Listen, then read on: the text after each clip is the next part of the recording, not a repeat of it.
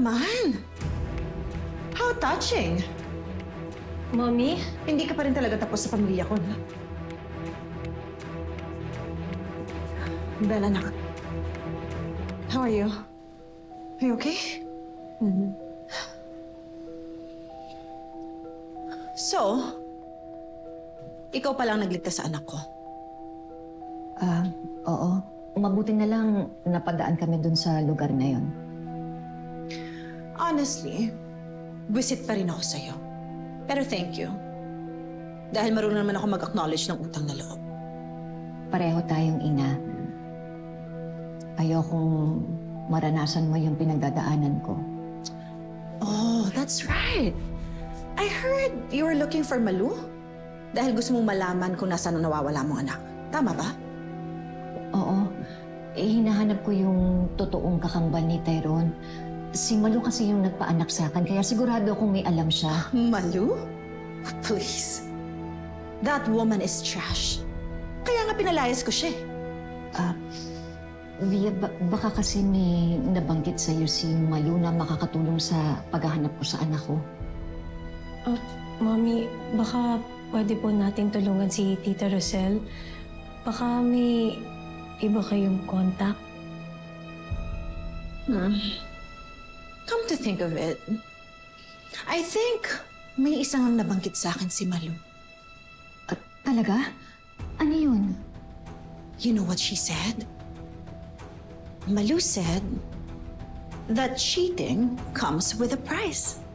Kaya siguro hindi mo mahanap ang anak mo. Seryoso ka pa talaga, Via? Wala ka bang kahit na konting puso? And why should I pretend? Anak mo yun sa kasalanan. So natural lang na may consequences, di ba? Via, bakit ka ba ganyan mag-isip?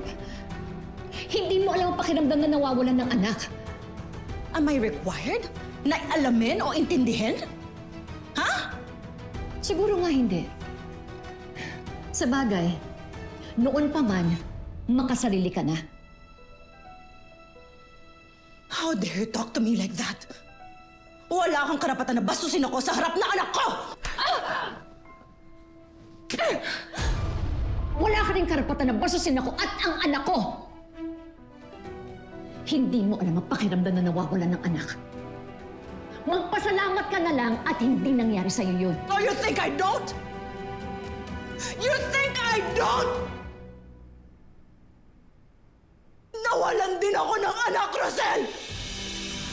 So, Doc, ano ko bang results? You're 6 weeks pregnant. What? Magkaka-baby na tayo. I know sinabi ko before na ayoko magkaanak. Pero when the doctor told me kanina na buntis ako, iba yung naramdaman ko. I got so excited. Kasi naisip ko na magkasama natin siyang palalakihin, magkasama natin siyang aalagaan, magkasama natin siyang mamahalin.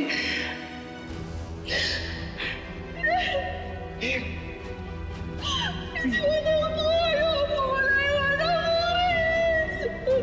Chris, ayoko! Wala yung anak natin! Ayoko! Wala yung baby natin! Gusto mo loob mo?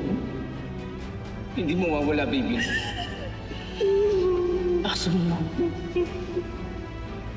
The fall caused significant trauma to your uterus. Nagkaroon ng severe internal bleeding and damage to your endometrial lining and fallopian tubes. Ano ang ibig niyo sabihin, Doc? Wala kaming choice but to perform an emergency procedure. Baka pwedeng diretsuhin niyo na kami. Hindi namin maintindihan eh.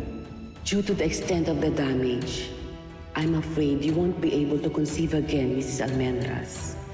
Wala na yung baby natin at hindi na ako magkakaanak.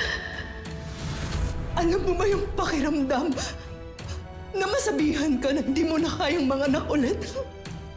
Na wala ka ng kakayahan na manganak ulit? Hindi, di ba? Mabuti ka pa nga eh. Alam mo na buhay yung anak mo. Pero ako,